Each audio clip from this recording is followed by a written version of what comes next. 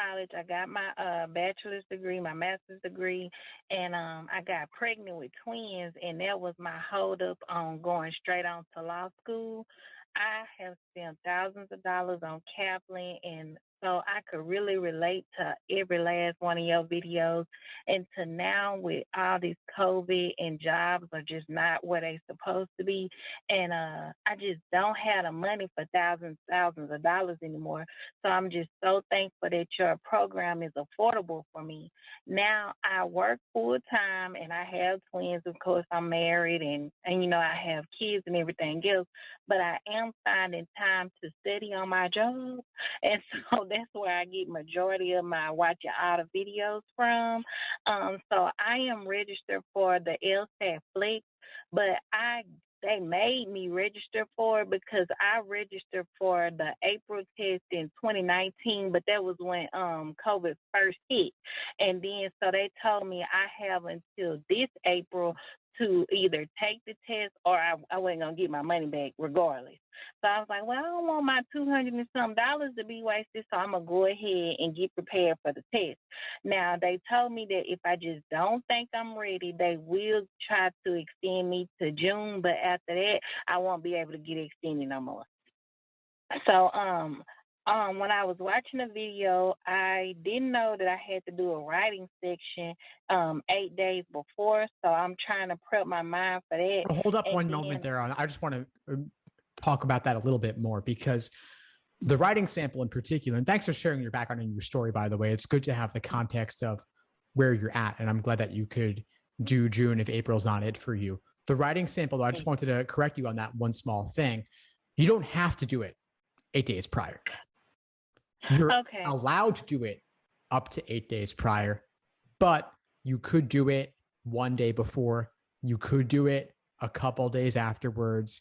I would recommend doing it at latest, maybe 3 or 4 days after you take the LSAT itself, because it can take them a while to process it, and you wouldn't want any delays on that to prevent you from getting your score back on the release date. But I just correct that small part now because I don't want you to have to stress about the writing sample now when the actual scored portions of the LSAT matter much more. Okay. And then it's saying you can do 2 days in one. Okay. Now look at home for test books. I ordered the test books. I think it was test 71, 72. I went ahead and ordered that one. I believe it's supposed to get here today so that I could start with the homework. But then when I was flipping through the homework, it's working on prep tests 62 through 71. So do you think I need to just go ahead on and spend another $100 on the and just go and do the law hub? Yeah, I was gonna say actually, when you mentioned ordering exams, use Law Hub. Definitely use Law Hub because that's the same format you're gonna do it on test day. Okay, well, I'll go ahead and get that purchase today so I can start doing my homework. And you said from watching the videos that it's okay to do 1 or 2 days of homework in one day, but I shouldn't try to study every single day. Depends. I mean, for some people, studying every day is all right. For other people, it can become overwhelming. You want to avoid burnout. But so I build days off into my schedules for that reason to help people prevent burnout. But you can mix and match as you like. So some people might do more studying on a weekend and do a little bit less during the week if they're busy with work, for example. But other people like to do maybe just a question or 2 every day at minimum just to keep the momentum going. So pick from that what you like. I mean, would you find it useful to do a little something every day, or do you want days that are totally off? It's just that with my schedule, I have 3 kids, and I said I could get up early in the morning before they even get to moving, and I can get me some study time in on a Saturday and a Sunday. But like once they up, it's just no way I can get it done. I get what you mean. I'm actually trying to schedule for them to be gone out the house completely for me to take the test in the house. Now, this is my next question. Do you think that's the best decision for me? Because I was looking at with the LSAT Flex just being 3 cards, and I could take it right there in the house. It should be easier because I'm a little Like I have always been a little devastated to take it. A little bit what? The last part cut up a little bit. I have always been a little devastated, like scary, like when it comes to taking tests. I hear what you mean. No, a lot of people are. I mean, anxiety, nerve, stress, that's real. I mean, these exams, they matter a lot and they matter more than they should, in my opinion. But the LSAT being at home, I think, assuming you've got a good internet connection, that's the best way to go for most people. So, assuming that your kids aren't running around causing a ruckus during the exam itself, you got to make sure they're going to be quiet or out of the house at least, ideally. But if you have a good internet connection and you have a good home environment for it, then yeah, I would do it at home. I mean, the fact that you don't have to go to a test center anymore, I think is really nice because the other people could stress you out sometimes, and then you got proctors walking around. I mean, no system's perfect, but I think that this one has a lot of benefits to offer, and so I'm glad they're keeping it online. Yes, and with it just being 3 parts to my test, that's a lot easier than when they start back with 4 and 5 parts, right? Yeah, I mean, I think a lot of people prefer shorter as well. I think you're with the flex, you're done in 2 hours, ideally, assuming everything goes smoothly. So I think that's better for sure. I mean, nobody wants to do an extra section, and they're going to add the extra section back in later this year in August because they got to be able to test out future questions. But if you take it in April or June and you're done by then, that's not something you'll personally have to deal with. Okay. Now this is probably like my last question. Oh, I'm sorry, I moved the screen. For if I'm trying to get ready for April and I've only been like really into your studying, trying to prep myself just this month of March, and I really don't want to have to take it again. Do you think that I should just go ahead and ask them to move my date back, and that'll give me March, April, May? That'll give me 3 months of studying time versus just my 1 month this March. Given the importance of the LSAT score and the admission process, I would give yourself the extra couple months if you feel you need them. It can make a big difference in the long run. I know that you probably don't want to study for an extra 2 months beyond what you would for April, but it'll be worth it in the end. Okay, I'm gonna call the LSAT people and ask them if they'll just go ahead and push it back to June, and then no more pushing it back after that. Now, what if I wanted to maybe increase the class? What level did you join at before?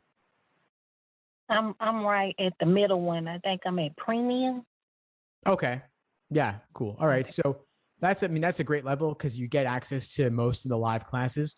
The one thing you don't get is the group coaching mastermind call, which is Monday, after the first Monday. So it's tonight, actually. It's every Monday. There's a reading comp class at 7 Central. And then there's the group coaching mastermind approximately 1 hour later. You're talking through issues together.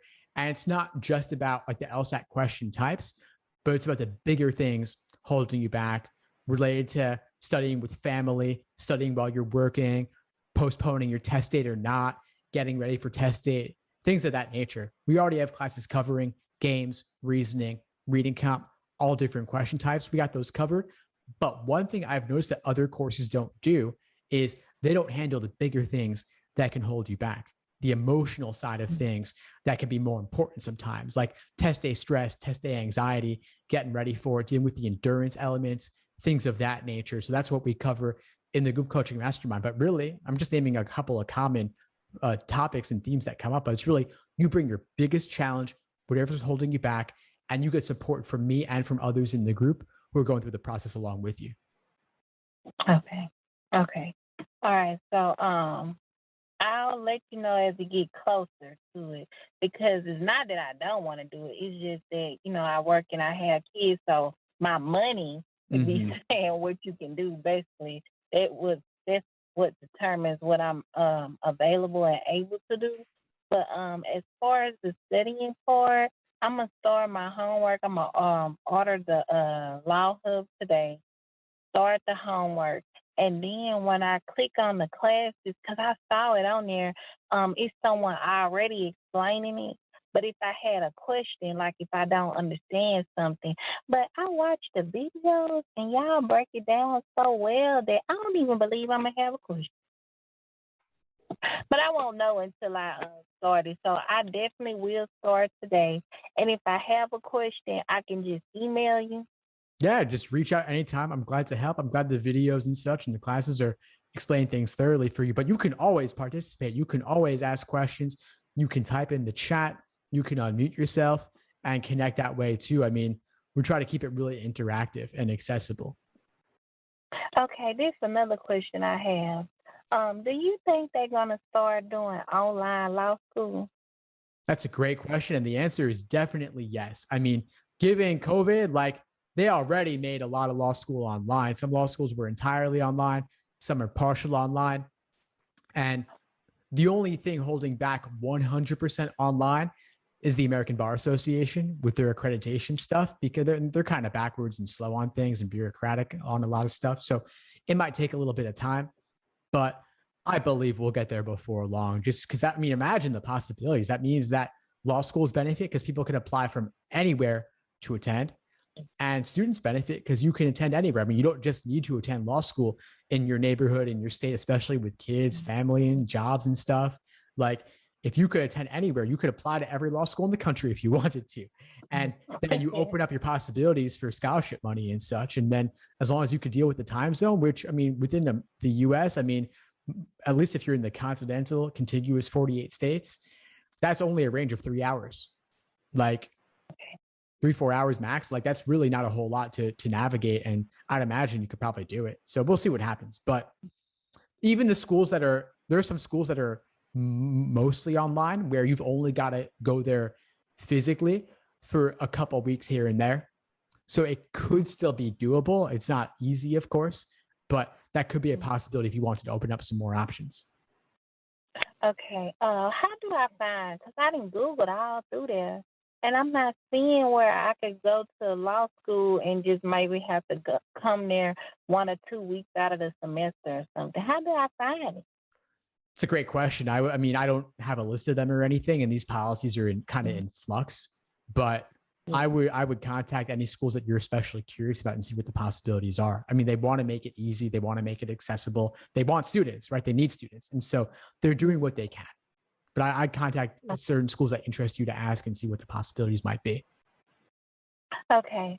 Even though I'm taking the LSAT this year, my the law school that I was trying to get into is Southern University right here in Louisiana, but they were supposed to be opening up right here in Shreveport, and that's why my heart and soul is just with them because they're supposed to be opening up for us in Shreveport, and they said that they were opening in 2022, but it's only going to be for people that are in their third or fourth year of law school, just until they kind of get their foundation and get started, and then they were going to open it up to first and second year students. So even though I'm taking it so early, I was just trying to be well prepared for when things do get open. Um, so do you think that it should be a big goal of mine to just try to go and get in a law school anywhere they can be online, or just wait it out? Because I've been waiting a long time, so it's not no big deal to me. Yeah, I hear you. I mean, that's a tough call. I mean, on the one hand, like if you're willing to wait it out a little bit, then apply when they have the option to apply for new students. One option might be you start somewhere else and then transfer. I would never count on transferring, but hypothetically, maybe you could start somewhere else online largely. And then if they offer in person for you that you can do, then you could switch and transfer. But I would never count on transferring, but it's a possibility if that makes it workable for you. And who knows, I mean, maybe if the online thing works for you, you just keep with the online. But my one thing would be to never put yourself totally on one school in particular, in part because there's no guarantees, and also because scholarship money. If you have a couple of options, that gives you some leverage. And you don't have to play hardball about it or anything, but we're talking significant money here with tuition. It's worth giving yourself some options. If you could apply to a couple of schools, probably schools that are also geographically nearby, so that they actually consider them competitors to some extent and comparable to some extent, that can help you out a little bit there too. Okay. The only reason why I was looking in Texas, but then everyone kept telling me that the bar for Louisiana is different from any other state. So it's better to try the law schools here in Louisiana because they can teach you to pass their bar. That's a great point. Yeah, I mean, I could see Louisiana potentially, maybe it's due to the French connection. I'm not sure, but if it's possible that there's some legal differences there and the bar exam would be different content, then I could definitely see that being a valid point. So I might look at some schools that also, if it is, do you think it's due to the French connection? Because I'm not sure about that. I don't really know. I don't even know what French Connection is. I work for Shreveport City Court, and they were the ones, I'm talking to the prosecutors and the attorneys and stuff, and they were the ones telling me, there's no point in wasting your money on real big colleges because at the end of the day, our bar, and we still on, I guess, like an older system of law, that, it would help me, but it's just better to learn from right here in Louisiana because our bar was different from everybody.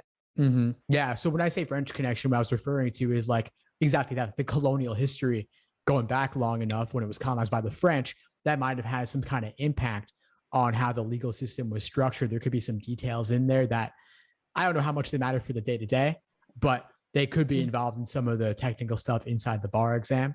That's that's up there. So I'd look into that a little bit further, maybe ask some of these schools in Louisiana what the deal is with that so you can make an informed decision about like, are the differences significant and are they big enough to the point that they should influence where you choose to go to law school?